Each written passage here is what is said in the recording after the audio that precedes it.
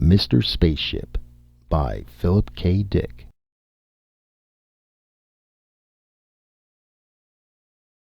A human brain-controlled spacecraft would mean mechanical perfection.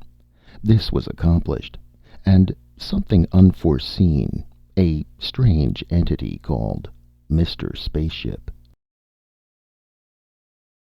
Kramer leaned back. You can see the situation. How can we deal with a factor like this? The perfect variable. Perfect? Prediction should still be possible. The living thing still acts from necessity, the same as inanimate material, but the cause-effect chain is more subtle. There are more factors to be considered. The difference is quantitative, I think. The reaction of the living organism parallels natural causation, but with greater complexity. Gross and Kramer looked up at the board plates, suspended on the wall, still dripping, the images hardened into place. Kramer traced a line with his pencil. See that? It's a pseudopodium. They're alive, and so far a weapon we can't beat. No mechanical system can compete with that, simple or intricate. We'll have to scrap the Johnson control and find something else. Meanwhile, the war continues as it is. Stalemate. Checkmate. They can't get to us, and we can't get through their living minefield. Kramer nodded. It's a perfect defense for them, but there still might be one answer. What's that? Wait a minute. Kramer turned to his rocket expert sitting with the charts and files. The heavy cruiser that returned this week, it didn't actually touch, did it? It came close, but there was no contact. Correct. The expert nodded. The mine was 20 miles off. The cruiser was in space drive, moving directly toward Proxima, line straight, using the Johnson control, of course. It had deflected a quarter of an hour earlier for reasons unknown. Later it resumed its course. That was when they got it. It shifted, Kramer said, but not enough. The mine was coming along after it, trailing it. It's the same old story, but I wonder about the contact. Here's our theory, the expert said. We keep looking for contact, a trigger in the pseudopodium, but more likely we're witnessing a psychological phenomena, a decision without any physical correlative. We're watching for something that isn't there. The mine decides to blow up. It sees our ship, approaches, and then decides. Thanks. Kramer turned to Gross. Well, that confirms what I'm saying. How can a ship guided by automatic relays escape a mine that decides to explode? The whole theory of mine penetration is that you must avoid tripping the trigger. But here, the trigger is a state of mind in a complicated, developed life form. The belt is 50,000 miles deep, Gross added. It solves another problem for them, repair and maintenance. The damn things reproduce, fill up the spaces by spawning into them. I wonder what they feed on. Probably the remains of our first line. The big cruisers must be a delicacy. It's a game of wits between a living creature and a ship piloted by automatic relays. The ship always loses. Kramer opened a folder. I'll tell you what I suggest. Go on, Gross said. I've already heard 10 solutions today. What's yours? Mine is very simple. These creatures are superior to any mechanical system, but only because they're alive. Almost any other life form could compete with them, any higher life form. If the Yuks can put out living mines to protect their planets, we ought to be able to harness some of our own life forms in a similar way. Let's make use of the same weapon ourselves. Which life form do you propose to use? I think the human brain is the most agile of known living forms. Do you know of any better? But no human being can withstand outspace travel. A human pilot would be dead of heart failure long before the ship got anywhere near Proxima. But we don't need the whole body, Kramer said. We need only the brain. What? The problem is to find a person of high intelligence who would contribute, in the same manner that eyes and arms are volunteered. But a brain? Technically, it could be done. Brains have been transferred several times when body destruction made it necessary. Of course, to a spaceship, a heavy outspace cruiser instead of an artificial body. That's new." The room was silent. "It's quite an idea," Gross said slowly, his heavy square face twisted. "But even supposing it might work, the big question is, whose brain?" It was all very confusing. The reasons for the war, the nature of the enemy. The Yucconae had been contacted on one of the outlying planets of Proxima Centauri. At the approach of the Terran ship, a host of dark, slim pencils had lifted abruptly and shot off into the distance. The first real encounter came between three of the Yuk pencils and a single exploration ship from Terra. No Terran survived. After that, it was all-out war with no holds barred. Both sides feverishly constructed defense rings around their systems. Of the two, the Yucconae belt was the better. The ring around Proxima was a living ring, superior to anything Terra could throw against it. The standard equipment by which Terran ships were guided in outspace, the Johnson control, was not adequate. Something more was needed. Automatic relays were not good enough. Not good at all, Kramer thought to himself as he stood looking down the hillside at the work going on below him. A warm wind blew along the hill, rustling the weeds and grass. At the bottom, in the valley, the mechanics had almost finished. The last elements of the reflex system had been removed from the ship and crated up. All that was needed now was the new core, the new central key that would take the place of the mechanical system. A human brain. The brain of an intelligent, wary human being. But would the human being part with it? That was the problem. Kramer turned. Two people were approaching him along the road. A man and a woman. The man was gross, expressionless, heavy-set, walking with dignity. The woman was... He stared in surprise and growing annoyance. It was Dolores, his wife. Since they'd separated, he had seen little of her. "Kramer," Gross said, "look who I ran into. Come back down with us. We're going into town." "Hello, Phil," Dolores said. "Well, aren't you glad to see me?" He nodded. "How have you been? You're looking fine." She was still pretty and slender in her uniform. The blue-gray of Internal Security, Gross Organization. "Thanks," she smiled. "You seem to be doing all right, too. Commander Gross tells me that you're responsible for this project. Operation Head, as they call it. Whose head have you decided on?" "That's the problem." Kramer lit a cigarette. "This ship is to be equipped with a human brain instead of the Johnson system.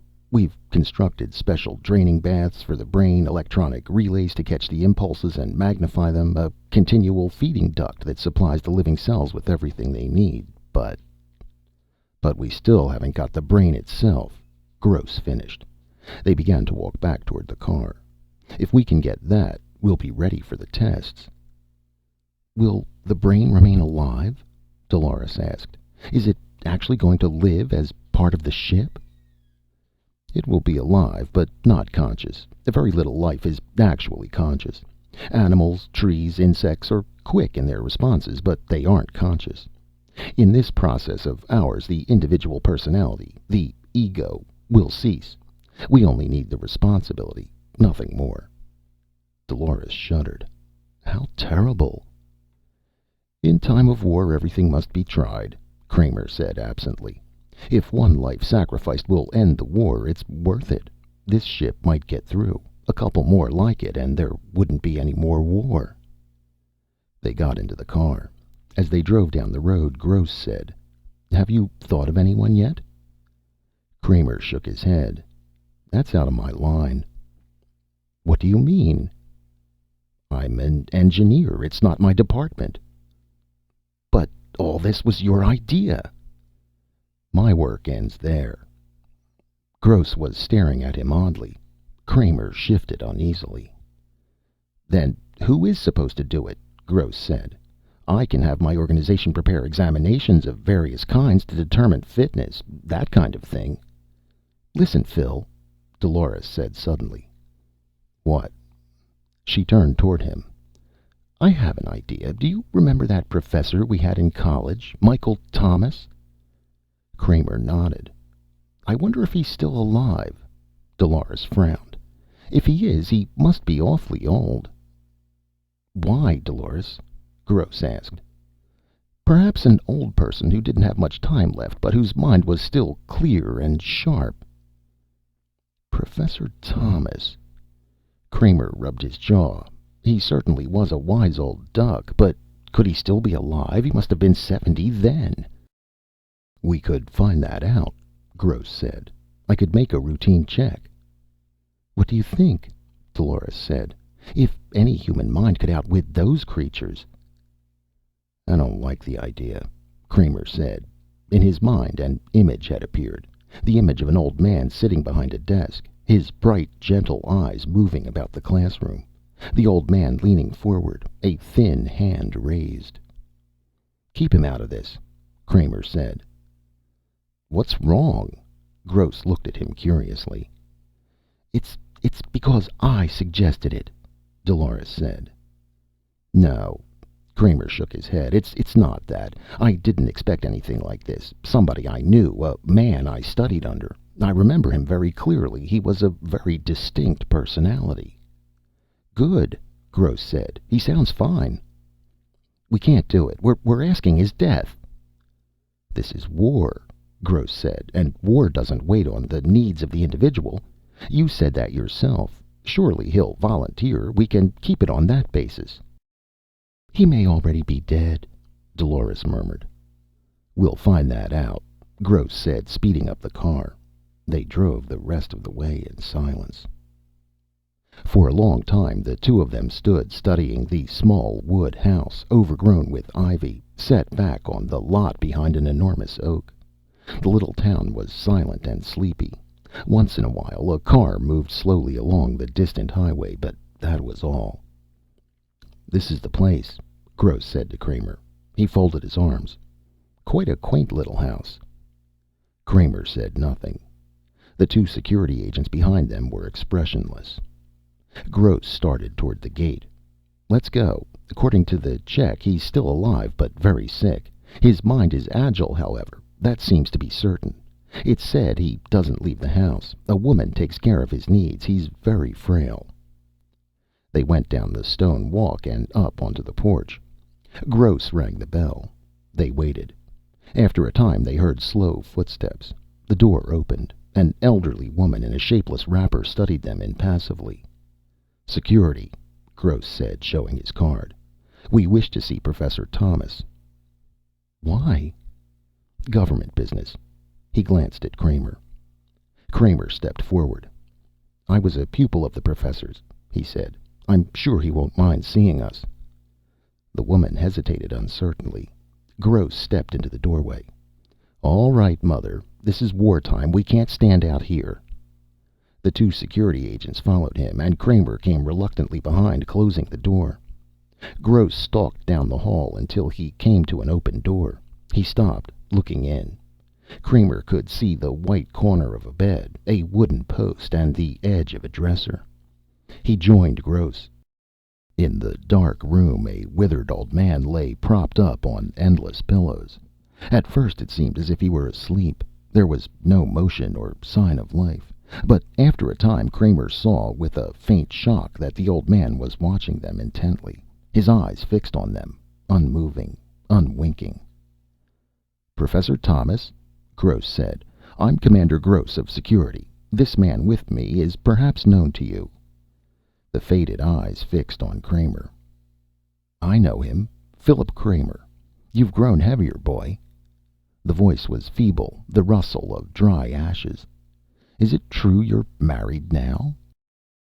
Yes. I married Dolores French. You remember her. Kramer came toward the bed. But we're separated. It didn't work out very well. Our careers. What we came here about, Professor, Gross began, but Kramer cut him off with an impatient wave. Let me talk. Can't you and your men get out of here long enough to let me talk to him? Gross swallowed. All right, Kramer. He nodded to the two men. The three of them left the room, going out into the hall and closing the door after them. The old man in the bed watched Kramer silently. I don't think much of him, he said at last. I've seen his type before. What's he want?" "Nothing. He just came along. Can I sit down?" Kramer found a stiff, upright chair beside the bed. "If I'm bothering you—" "No. I'm glad to see you again, Philip, after so long. I'm sorry your marriage didn't work out." "How have you been?" "I've been very ill. I'm afraid that my moment on the world's stage has almost ended." The ancient eyes studied the younger man reflectively. "You look as if you've been doing well. Like everyone else, I thought highly of you. You've gone to the top in this society." Kramer smiled. Then he became serious. "Professor, there's a project we're working on that I want to talk to you about. It's the first ray of hope we've had in this whole war. If it works, we may be able to crack the Yuk defenses, get some ships into their system. If we can do that, the war might be brought to an end." "Go on. Tell me about it if you wish." "It's a long shot, this project. It may not work at all, but we have to give it a try." "It's obvious that you came here because of it," Professor Thomas murmured. "I'm becoming curious. Go on." After Kramer finished, the old man lay back in the bed without speaking. At last he sighed. "I understand. A human mind taken out of a human body." He sat up a little, looking at Kramer. "I suppose you're thinking of me." Kramer said nothing. "Before I make my decision, I want to see the papers on this, the theory and outline of construction. I'm not sure I like it. For reasons of my own, I mean. But I want to look at the material, if you'll do that." "Certainly." Kramer stood up and went to the door. Gross and the two security agents were standing outside, waiting tensely. "Gross, come inside." They filed into the room. "Give the professor the papers," Kramer said. "He wants to study them before deciding." Gross brought the file out of his coat pocket, a manila envelope. He handed it to the old man on the bed. "Here it is, Professor.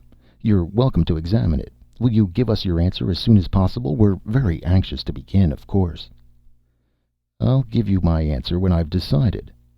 He took the envelope with a thin, trembling hand. "My decision depends on what I find out from these papers. If I don't like what I find, then I will not become involved with this work in any shape or form." He opened the envelope with shaking hands. "I'm looking for one thing." "What is it?" Gross said. "That's my affair. Leave me a number by which I can reach you when I've decided." Silently, Gross put his card down on the dresser. As they went out, Professor Thomas was already reading the first papers, the outline of the theory.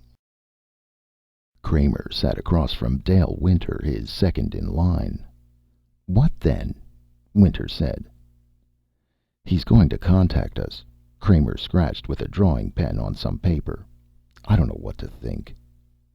"What do you mean?" Winter's good-natured face was puzzled. "Look." Kramer stood up, pacing back and forth, his hands in his uniform pockets. "He was my teacher in college. I respected him as a man as well as a teacher. He was more than a voice, a talking book. He was a person, a calm, kindly person I could look up to. I always wanted to be like him some day. Now look at me." "So?" "Look at what I'm asking. I'm asking for his life, as if he were some kind of laboratory animal kept around in a cage. Not a man, a teacher at all." "Do you think he'll do it?" "I don't know." Kramer went to the window. He stood looking out. "In a way, I hope not." "But if he doesn't?" "Then we'll have to find somebody else." "I know. There would be somebody else. Why did Dolores have to—" The vidphone rang. Kramer pressed the button. "This is Gross." The heavy features formed. "The old man called me. Professor Thomas." "What did he say?" He knew. He could tell already by the sound of Gross's voice. "He said he'd do it. I was a little surprised myself, but apparently he means it. We've already made arrangements for his admission to the hospital. His lawyer is drawing up the statement of liability." Kramer only half heard. He nodded wearily. "All right. I'm glad. I suppose we can go ahead then." "You don't sound very glad." I wonder why he decided to go ahead with it. "He was very certain about it." Gross sounded pleased. "He called me quite early. I was still in bed. You know, this calls for a celebration." "Sure," Kramer said. It sure does." Toward the middle of August, the project neared completion. They stood outside in the hot autumn heat, looking up at the sleek metal sides of the ship. Gross thumped the metal with his hand. "Well, it won't be long. We can begin the test any time." "Tell us more about this," an officer in gold braids said. "It's such an unusual concept." "Is there really a human brain inside the ship?" a dignitary asked, a small man in a rumpled suit. "And the brain is actually alive?" "Gentlemen, this ship is guided by a living brain instead of the usual Johnson relay control system. But the brain is not conscious. It will function by reflex only. The practical difference between it and the Johnson system is this: a human brain is far more intricate than any man-made structure, and its ability to adapt itself to a situation, to respond to danger, is far beyond anything that could be artificially built." Gross paused, cocking his ear. The turbines of the ship were beginning to rumble, shaking the ground under them with a deep vibration. Kramer was standing a short distance away from the others, his arms folded, watching silently. At the sound of the turbines, he walked quickly around the ship to the other side. A few workmen were clearing away the last of the waste, the scraps of wiring and scaffolding. They glanced up at him and went on hurriedly with their work.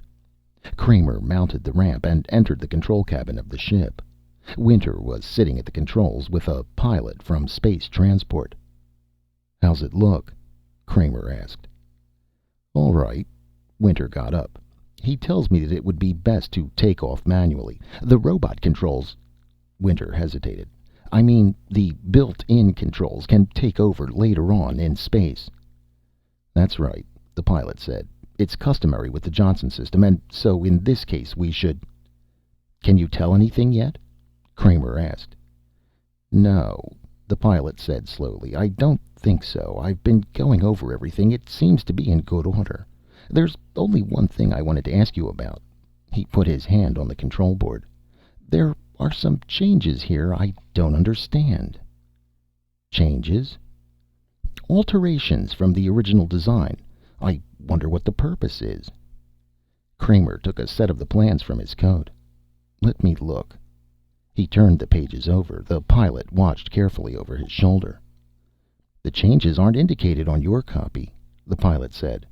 "I wonder—" He stopped. Commander Gross had entered the control cabin. "Gross, who authorized alterations?" Kramer said. "Some of the wiring has been changed." "Why, your old friend," Gross signaled to the field tower through the window. "My old friend?" "The professor. He took quite an active interest." Gross turned to the pilot. "Let's get going. We have to take this out past gravity for the test, they tell me. Well, perhaps it's for the best. Are you ready?" "Sure." The pilot sat down and moved some of the controls around. "Anytime." "Go ahead, then," Gross said. "The professor—" Kramer began, but at that moment there was a tremendous roar and the ship leaped under him. He grasped one of the wall holds and hung on as best he could. The cabin was filling with a steady throbbing, the raging of the jet turbines underneath them. The ship leaped. Kramer closed his eyes and held his breath. They were moving out into space, gaining speed each moment. "Well, what do you think?" Winter said nervously. "Is it time yet?" "A little longer," Kramer said. He was sitting on the floor of the cabin, down by the control wiring. He had removed the metal covering plate, exposing the complicated maze of relay wiring. He was studying it, comparing it to the wiring diagrams. "What's the matter?" Gross said. "These changes, I can't figure out what they're for. The only pattern I can make out is that for some reason—" "Let me look," the pilot said. He squatted down beside Kramer. "You were saying?" "See this lead here? Originally it was switch controlled. It closed and opened automatically according to the temperature change. Now it's wired so that the central control system operates it. The same with the others. A lot of this was still mechanical, worked by pressure, temperature, stress. Now it's under the central master." "The brain?" Gross said. "You mean it's been altered so that the brain manipulates it?" Kramer nodded. "Maybe Professor Thomas felt that no mechanical relays could be trusted. Maybe he thought that things would be happening too fast. But some of these could close in a split second. The brake rockets could go on as quickly as—" "Hey," Winter said from the control seat. "We're getting near the moon stations. What'll I do?" They looked out the port. The corroded surface of the moon gleamed up at them, a corrupt and sickening sight. They were moving swift toward it. "I'll take it," the pilot said. He eased Winter out of the way and strapped himself in place. The ship began to move away from the moon as he manipulated the controls. Down below them they could see the observation stations dotting the surface, and the tiny squares that were the openings of the underground factories and hangars.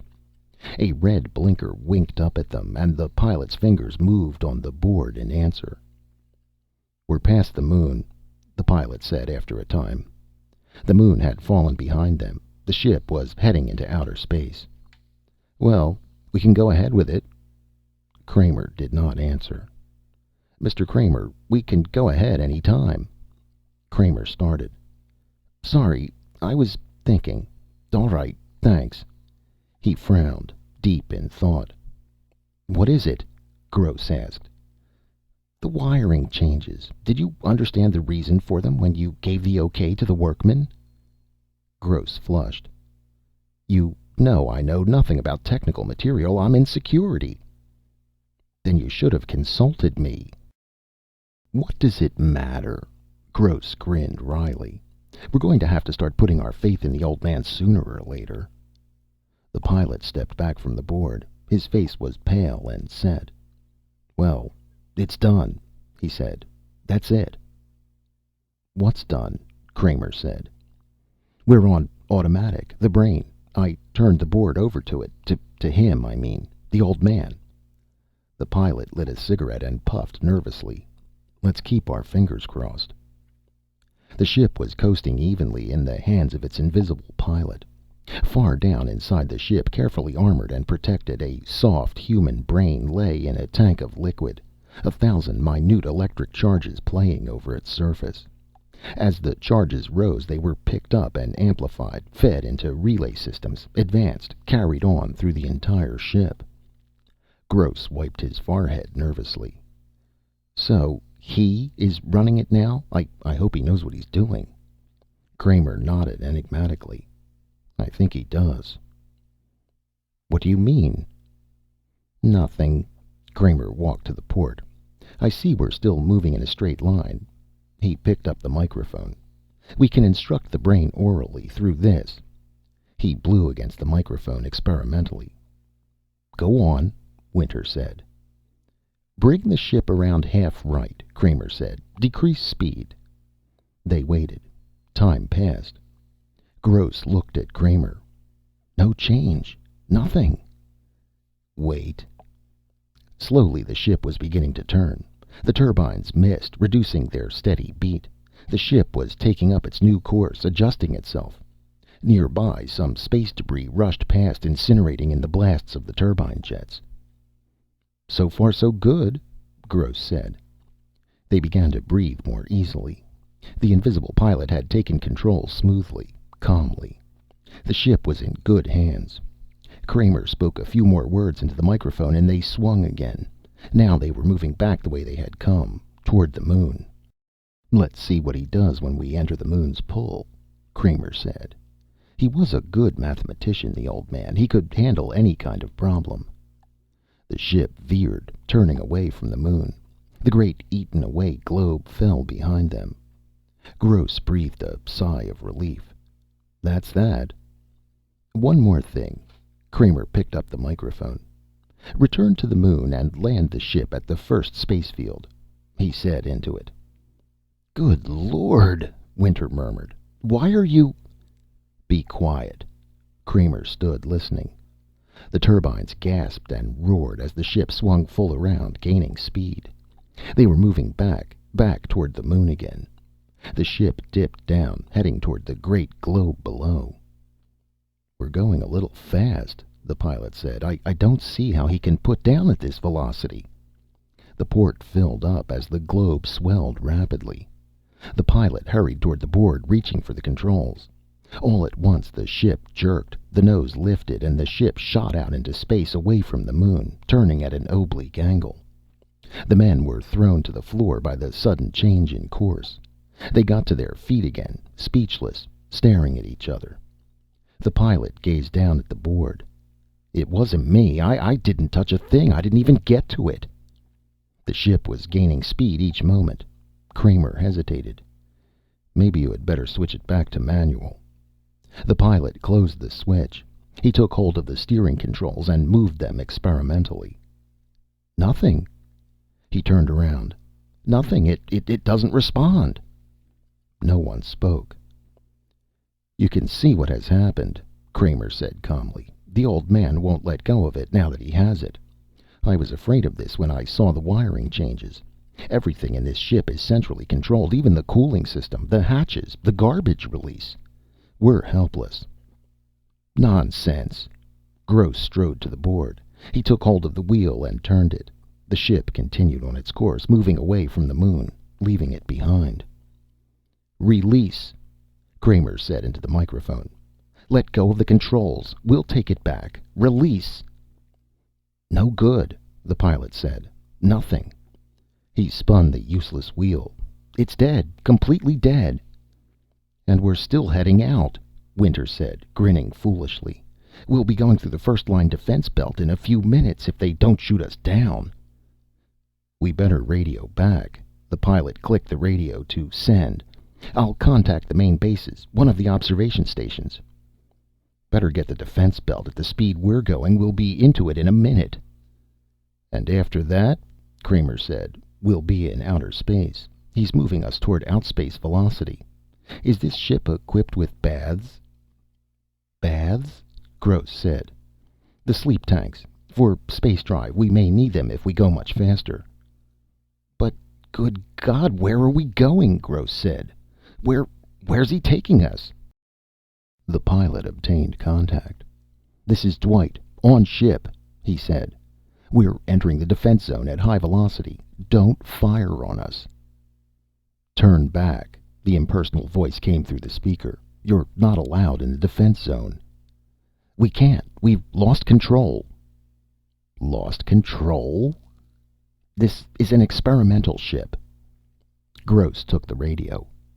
"This is Commander Gross, Security. We're being carried into outer space. There's nothing we can do. Is there any way that we can be removed from this ship?"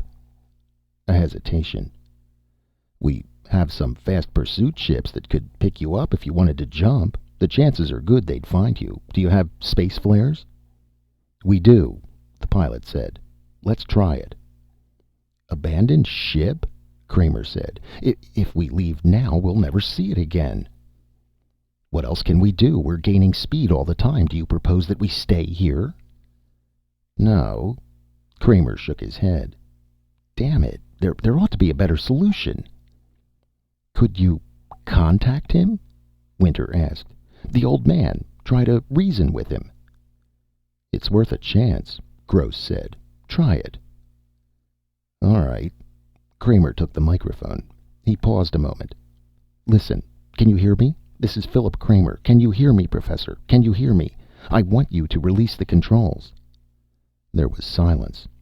"This is Kramer, Professor. Can you hear me? Do you remember who I am? Do you understand who this is?" Above the control panel, the wall speaker made a sound, a sputtering static. They looked up. "Can you hear me, Professor? This is Philip Kramer. I want you to give the ship back to us. If you can hear me, release the controls. Let go, Professor. Let go." Static. A rushing sound like the wind. They gazed at each other. There was silence for a moment. "It's a waste of time," Gross said. "No. Listen." The sputter came again. Then, mixed with the sputter, almost lost in it, a voice came, toneless, without inflection, a mechanical, lifeless voice from the metal speaker in the wall above their heads. "Is it you, Philip? I can't make you out. Darkness. Who's there with you?" "It's me, Kramer." His fingers tightened against the microphone handle. You must release the controls, Professor. We have to get back to Terra. You must." Silence. Then the faint, faltering voice came again, a little stronger than before. "Kramer, everything so strange. I was right, though. Consciousness, result of thinking. Necessary result. Cognito ergo sum. Retain conceptual ability. Can you hear me?" "Yes, Professor." "I altered the wiring control. I was fairly certain. I wonder if I can do it. Try." Suddenly the air conditioning snapped into operation. It snapped abruptly off again. Down the corridor a door slammed. Something thudded. The men stood listening. Sounds came from all sides of them. Switches shutting, opening. The lights blinked off. They were in darkness. The lights came back on, and at the same time the heating coils dimmed and faded. "Good God," Winter said. Water poured down on them. The emergency firefighting system. There was a screaming rush of air. One of the escape hatches had slid back, and the air was roaring frantically out into space. The hatch banged closed. The ship subsided into silence. The heating coils glowed into life. As suddenly as it had begun, the weird exhibition ceased. "I can do everything." The dry, toneless voice came from the wall speaker. "It is all controlled, Kramer. I wish to talk to you. I've been thinking. I haven't seen you in many years. A lot to discuss. You've changed, boy. We have much to discuss. Your wife." The pilot grabbed Kramer's arm. "There's a ship standing off our bow. Look." They ran to the port. A slender, pale craft was moving along with them, keeping pace with them. It was signal blinking. "A Terran pursuit ship," the pilot said. "Let's jump. They'll pick us up. Suits." He ran to a supply cupboard and turned the handle.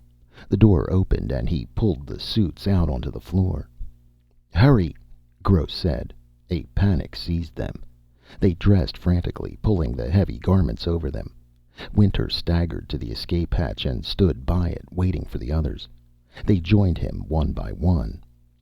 "Let's go," Gross said. "Open the hatch." Winter tugged at the hatch. "Help me." They grabbed hold, tugging together. Nothing happened. The hatch refused to budge. "Get a crowbar," the pilot said. "Hasn't anyone got a blaster?" Gross looked frantically around. "Damn it, blast it open." "Pull," Kramer grated. "Pull together." "Are you at the hatch?" The toneless voice came, drifting and eddying through the corridors of the ship. They looked up, staring about them. "I sense something nearby, outside. A ship? You are leaving? All of you? Kramer, you are leaving too? Very unfortunate. I had hoped we could talk. Perhaps at some other time you might be induced to remain." "Open the hatch," Kramer said, staring up at the impersonal walls of the ship. "For God's sake, open it!" There was silence, an endless pause.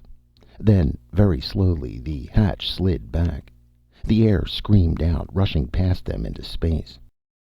One by one they leaped, one after the other, propelled away by the repulsive material of the suits. A few minutes later they were being hauled aboard the pursuit ship. As the last one of them was lifted through the port, their own ship pointed itself suddenly upward and shot off at tremendous speed. It disappeared. Kramer removed his helmet, gasping. Two sailors held onto him and began to wrap him in blankets. Gross sipped a mug of coffee, shivering. "It's gone," Kramer murmured. "I'll have an alarm sent out," Gross said. "What's happened to your ship?" a sailor asked curiously. "It sure took off in a hurry. Who's on it?" "We'll have to have it destroyed," Gross went on, his face grim. "It's got to be destroyed. There's no telling what he has in mind. Gross sat down weakly on a metal bench. What a close call for us. We were so damn trusting. What could he be planning? Kramer said, half to himself. It doesn't make sense. I don't get it. As the ship sped back toward the moon base, they sat around the table in the dining room, sipping hot coffee and thinking, not saying very much. Look here, Gross said at last. What kind of a man was Professor Thomas? What do you remember about him? Kramer put his coffee mug down. It was 10 years ago. I don't remember much. It's vague. He let his mind run back over the years. He and Dolores had been at Hunt College together, in physics and the life sciences. The college was small and set back away from the momentum of modern life. He had gone there because it was his hometown, and his father had gone there before him. Professor Thomas had been at the college a long time, as long as anyone could remember. He was a strange old man, keeping to himself most of the time. There were many things that he disapproved of, but he seldom said what they were. Do you recall anything that might help us? Gross asked. Anything that would give us a clue as to what he might have in mind? Kramer nodded slowly. I remember one thing. One day, he and the professor had been sitting together in the school chapel, talking leisurely. Well, you'll be out of school soon, the professor had said. What are you going to do? Do? Work at one of the government research projects, I suppose. And eventually, what's your ultimate goal? Kramer had smiled. The question is unscientific. It presupposes such things as ultimate ends. Suppose instead along these lines, then. What if there were no war and no government research projects? What would you do then? I don't know, but how can I imagine a hypothetical situation like that? There's been war as long as I can remember. We're geared for war. I don't know what I'd do. I suppose I'd adjust, get used to it. The professor had stared at him. Oh, and do you think you'd get accustomed to it, eh? Well, I'm glad of that. And you think you could find something to do? Gross listened intently. What do you infer from this, Kramer? Not much, except that he was against the war. We're all against the war, Gross pointed out. True, but he was withdrawn, set apart. He lived very simply, cooking his own meals. His wife died many years ago. He was born in Europe, in Italy. He changed his name when he came to the United States. He used to read Dante and Milton. He even had a Bible. Very anachronistic, don't you think? Yes, he lived quite a lot in the past. He found an old phonograph and records, and he listened to the old music. You saw his house, how old-fashioned it was. Did he have a file? Winter asked Gross. With security? No, none at all. As far as we could ever tell, he never engaged in political work, never joined anything, or even seemed to have strong political convictions. No, Kramer agreed. About all he ever did was walk through the hills. He liked nature. Nature can be of great use to a scientist, Gross said. There wouldn't be any science without it. Kramer, what do you think his plan is? Taking control of the ship and disappearing, Winter said. Maybe the transfer made him insane, the pilot said. Maybe there's no plan, nothing rational at all. But he had the ship rewired, and he had made sure that he would retain consciousness and memory before he even agreed to the operation. He must have had something planned from the start. But what? Perhaps he just wanted to stay alive longer, Kramer said. He was old and about to die. Or what? Nothing. Kramer stood up. I think as soon as we get to the moon base, I'll make a vid call to Earth. I want to talk to somebody about this. Who's that? Gross asked. Dolores. Maybe she remembers something. That's a good idea, Gross said. Where are you calling from? Dolores asked when he succeeded in reaching her. From the moon base. All kinds of rumors are running around. Why didn't the ship come back? What's happened?" "I'm afraid he ran off with it." "He?" "The old man, Professor Thomas." Kramer explained what had happened. Dolores listened intently. "How strange. And you think he planned it all in advance from the start?" "I'm certain. He asked for the plans of construction and the theoretical diagrams at once." "But why? What for?" "I don't know. Look, Dolores, what do you remember about him? Is there anything that might give a clue to all this?" "Like what?" "I don't know. That's the trouble." On the vidscreen, Dolores knitted her brow. "I remember he raised chickens in his backyard, and once he had a goat." She smiled. "Do you remember the day the goat got loose and wandered down the main street of town? Nobody could figure out where it came from." "Anything else?" "No." He watched her, struggling, trying to remember. "He wanted to have a farm sometime, I know." "All right, thanks." Kramer touched the switch. "When I get back to Terra, maybe I'll stop and see you." "Let me know how it works out." He cut the line and the picture dimmed and faded. He walked slowly back to where Gross and some officers of the military were sitting at a chart table talking. "Any luck?" Gross said, looking up. "No. All she remembers is that he kept a goat." "Come over and look at this detail chart." Gross motioned him around to his side. "Watch." Kramer saw the record tabs moving furiously, little white dots racing back and forth. "What's happening?" he asked. "A squadron outside the defense zone has finally managed to contact the ship. They're maneuvering now for position. Watch." The white counters were forming a barrel formation around a black dot that was moving steadily across the board, away from the central position. As they watched, the white dots constricted around it. "They're ready to open fire," a technician at the board said. "Commander, what shall we tell them to do?" Gross hesitated. "I hate to be the one who makes the decision, when it comes right down to it." "It's not just a ship," Kramer said. "It's a man, a living person. A human being is up there, moving through space.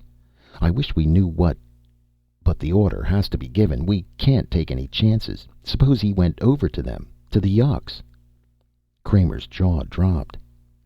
"My God, he wouldn't do that." "Are you sure? Do you know what he'll do?" "He wouldn't do that." Gross turned to the technician. "Tell them to go ahead." "I'm sorry, sir, but now the ship has gotten away. Look down at the board." Gross stared down, Kramer over his shoulder. The black dot had slipped through the white dots and had moved off at an abrupt angle. The white dots were broken up, dispersing in confusion. "He's an unusual strategist," one of the officers said. "He traced the line. It's an ancient maneuver, an old Prussian device, but it worked." The white dots were turning back. "Too many Yuk ships out that far," Gross said. "Well, that's what you get when you don't act quickly."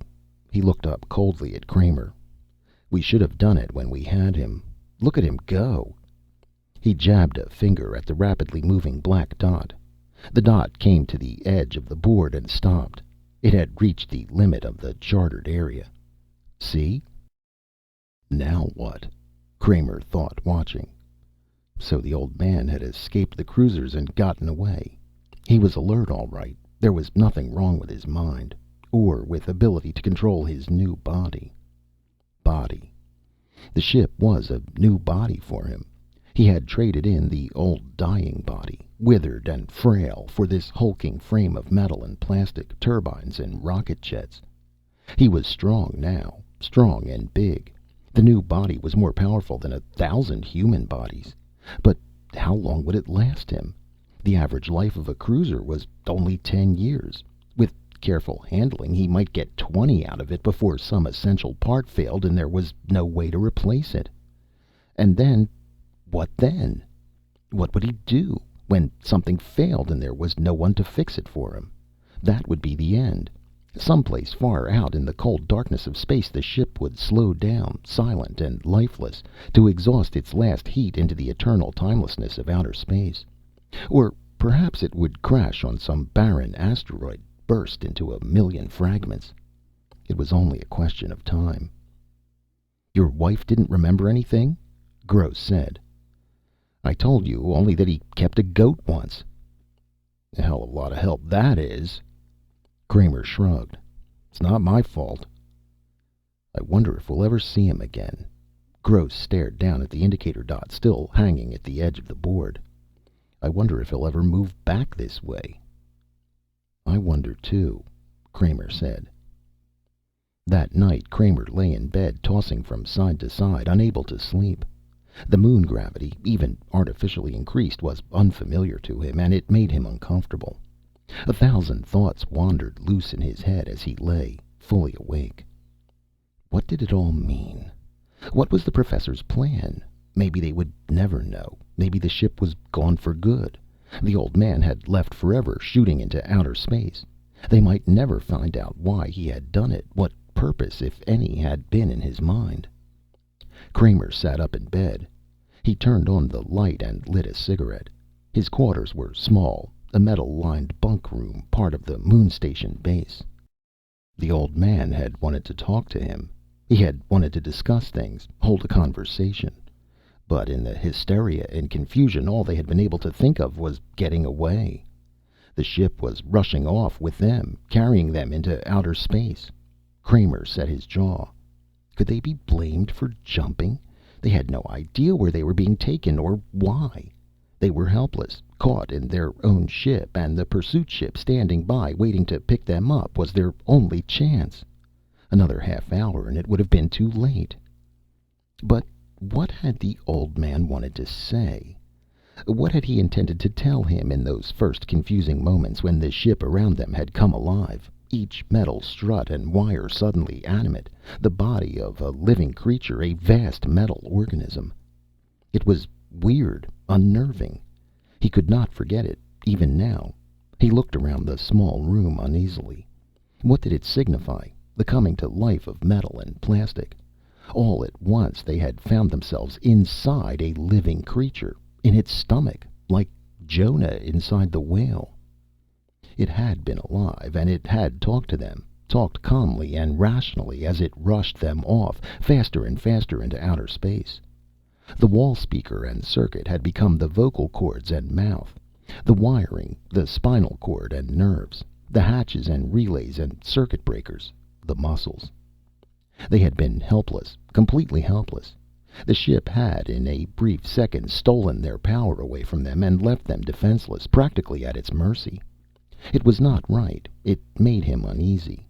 All his life he had controlled machines, bent nature and the forces of nature to man and man's needs.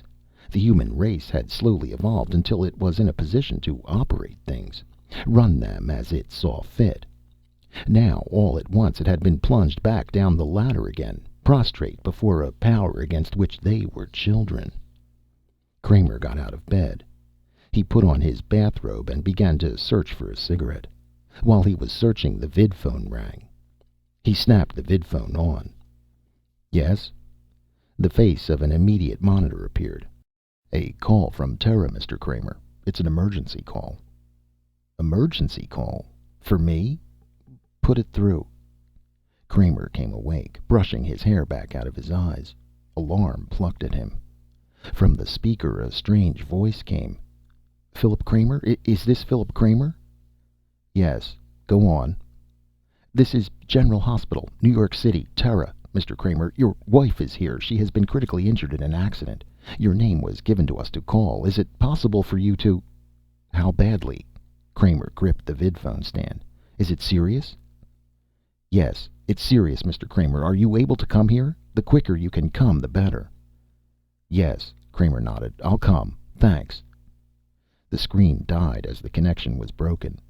Kramer waited a moment. Then he tapped the button. The screen relit again. "Yes, sir?"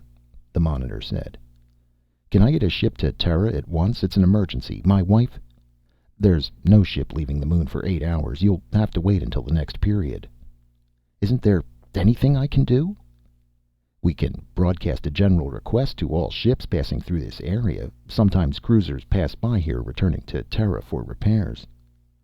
Will you broadcast that for me? I'll come down to the field. Yes, sir, but there may be no ship in the area for a while. It's a gamble. The screen died. Kramer dressed quickly. He put on his coat and hurried to the lift. A moment later he was running across the general receiving lobby, past the rows of vacant desks and conference tables. At the door the sentries stepped aside and he went outside onto the great concrete steps. The face of the moon was in shadow. Below him the field stretched out in total darkness, a black void, endless, without form. He made his way carefully down the steps and along the ramp along the side of the field to the control tower. A faint row of red lights showed him the way.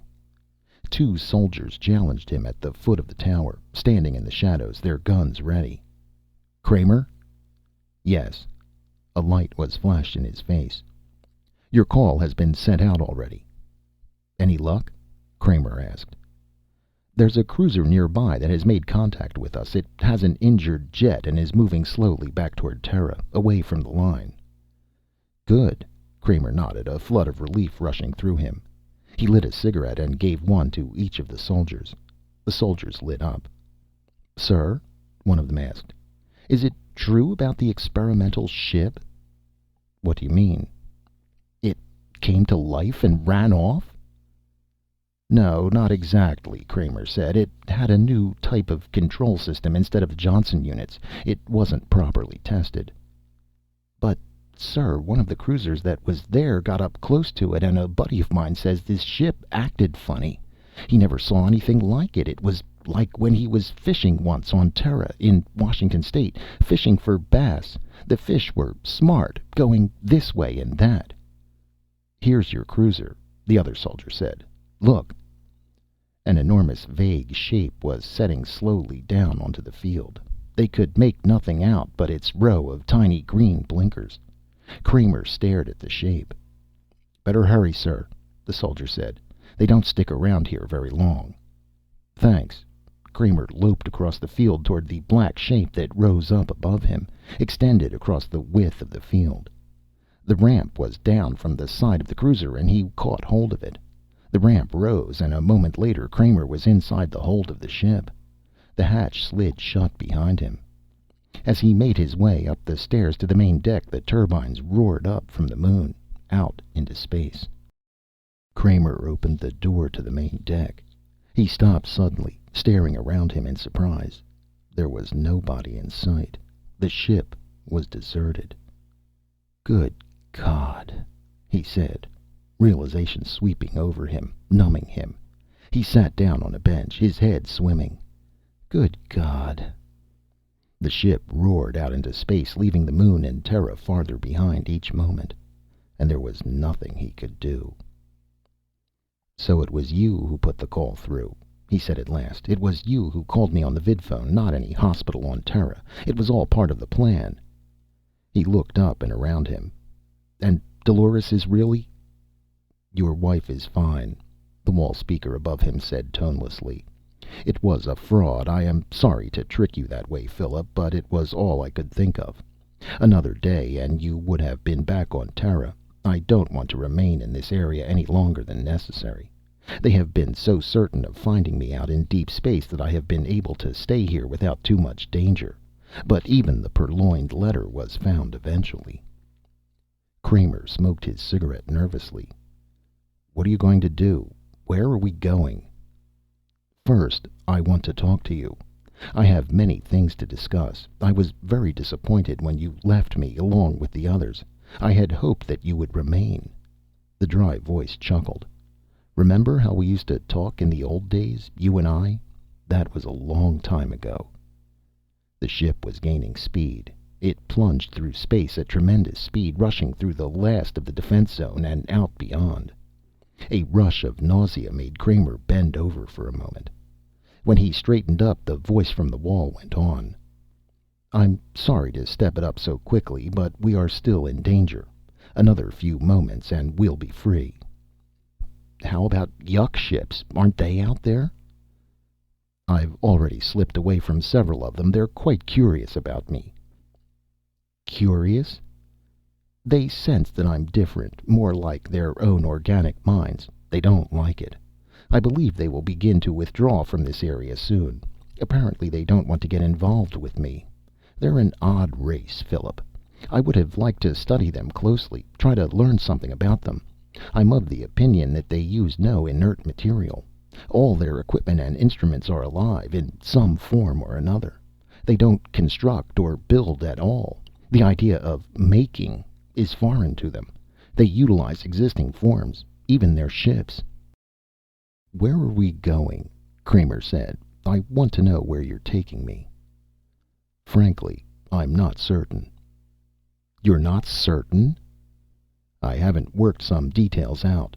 There are a few vague spots in my program still, but I think that in a short while I'll have them ironed out." "What is your program?" Kramer said. "It's really very simple. But don't you want to come into the control room and sit?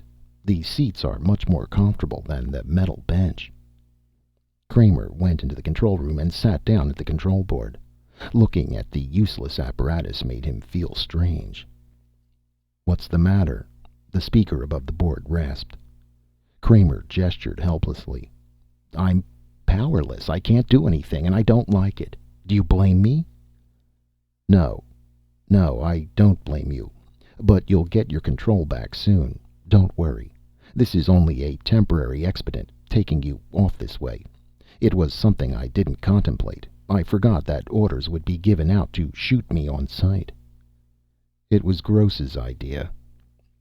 "I don't doubt that.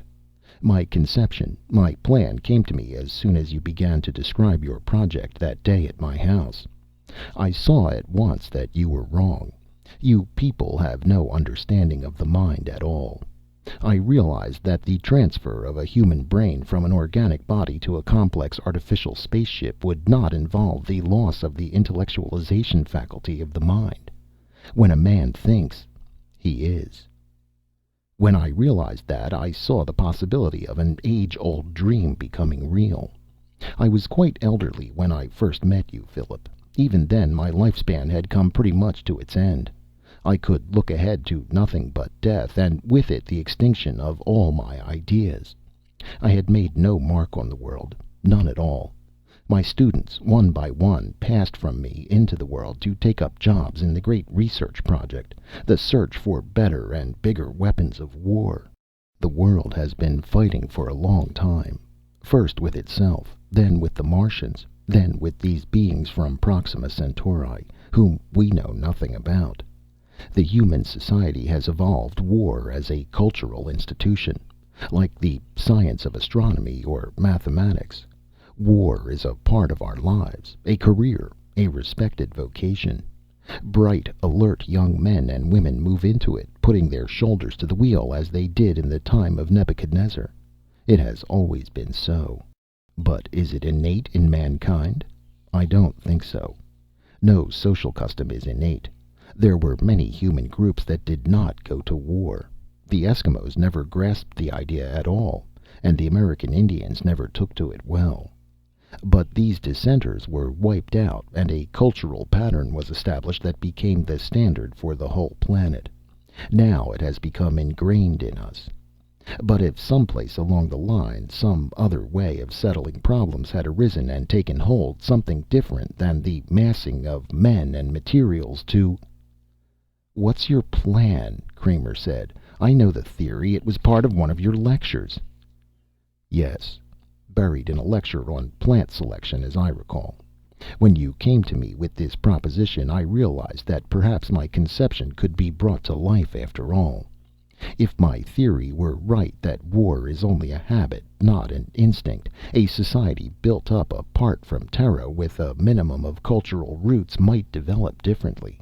If it failed to absorb our outlook, if it could start out on another foot, it might not arrive at the same point to which we have come, a dead end, with nothing but greater and greater wars in sight, until nothing is left but ruin and destruction everywhere. Of course, there would have to be a watcher to guide the experiment at first.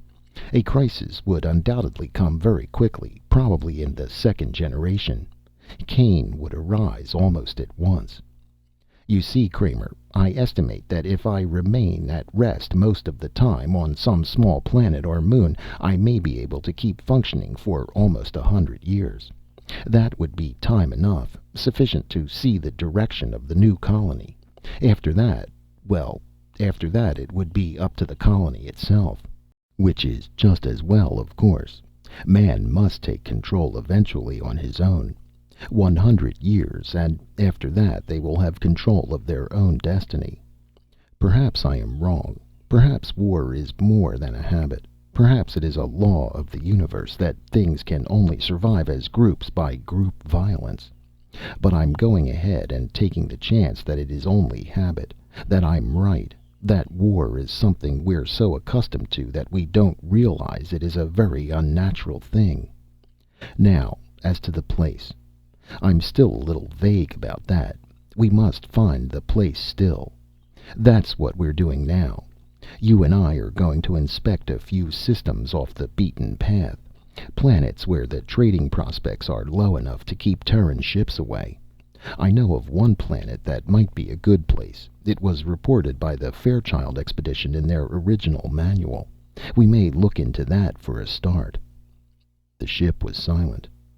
Kramer sat for a time, staring down at the metal floor under him. The floor throbbed dully with the motion of the turbines. At last he looked up. "You might be right. Maybe our outlook is only habit." Kramer got to his feet. "But I wonder if something has occurred to you."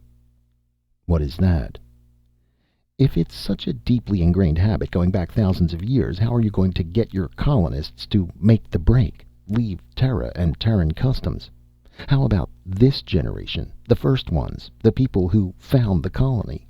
I think you're right in that the next generation would be free of all this if there were He grinned. An old man above to teach them something else instead. Kramer looked up at the wall speaker. "How are you going to get the people to leave Terra and come with you if, by your own theory, this generation can't be saved? It all has to start with the next." The wall speaker was silent. Then it made a sound, the faint, dry chuckle. "I'm surprised at you, Philip. Settlers can be found. We won't need many. Just a few." The speaker chuckled again. "I'll acquaint you with my solution." At the far end of the corridor, a door slid open. There was a sound, a hesitant sound. Kramer turned. "Dolores?" Dolores Kramer stood uncertainly looking into the control room. She blinked in amazement. "Phil, what are you doing here? What's going on?" They stared at each other. "What's happening?" Dolores said. "I received a vidcall that you had been hurt in a lunar explosion." The wall speaker rasped into life. "You see, Philip, that problem is already solved. We don't really need so many people. Even a single couple might do." Kramer nodded slowly. "I see," he murmured thickly. "Just one couple, one man and woman. They might make it all right if there were someone to watch and see that things went on as they should. There will be quite a few things I can help you with, Philip. Quite a few. We'll get along very well, I think." Kramer grinned wryly. "You could even help us name the animals," he said. "I understand that's the first step." "I'll be glad to," the toneless, impersonal voice said. "As I recall, my part will be to bring them to you one by one. Then you can do the actual naming." I don't understand," Dolores faltered. "What does he mean, Phil? Naming animals? What kind of animals? Where are we going?" Kramer walked slowly over to the port and stood staring silently out, his arms folded. Beyond the ship a myriad fragments of light gleamed, countless coals glowing in the dark void. Stars, suns, systems. Endless, without number. A universe of worlds, an infinity of planets waiting for them, gleaming and winking from the darkness. He turned back, away from the port. "Where are we going?" He smiled at his wife, standing nervous and frightened, her large eyes full of alarm. "I don't know where we're going," he said, "but somehow that doesn't seem too important right now. I'm beginning to see the professor's point. It's the results that count." And for the first time in many months he put his arm around Dolores. At first she stiffened, the fright and nervousness still in her eyes. But then suddenly she relaxed against him and there were tears wetting her cheeks. "Phil, do you really think we can start over again? You and I?" He kissed her tenderly, then passionately. And the spaceship shot swiftly through the endless, trackless eternity of the void.